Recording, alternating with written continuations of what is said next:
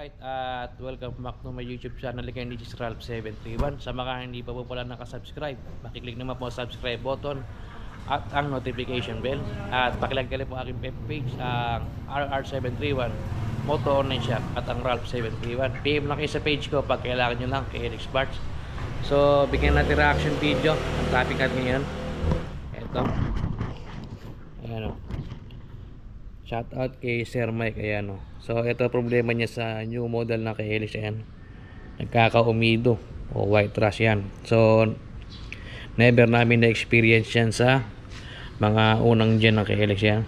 So napansin ko kasi yung mga huling labas ng kay Helix po ngayon, mahina yung pagka dito, yung mga pagkasit niyan para mga maputla, mahina. Ito bihira pa magamit, ayan, wala pong white rust yan. Yan, dalawang kay Helix namin yun. S po ito, kaya quality yung S, ayan. Ito bihira pa pong gamitin ito, ayan, wala kayong makikita ng ganito yung white rust, ayan. Yan.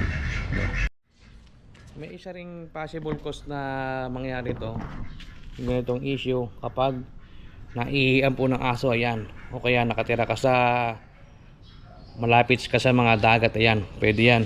Pero sa tagal namin nagte-trail, hindi po talaga namin naranasan magka white rust yan. Etong kay Helix namin bihira lang pong gamitin, tuwing summer lang po lumalabas to, ayan. Ayan po, walang white rust, ayun. Tsaka iba yung pagka-sink, yung pagka-aluminum cast ng kanyang ano, ayan. So hanggang dito na po ating video at maraming salamat po sa mga nanood. Please like, share and subscribe. Thank you.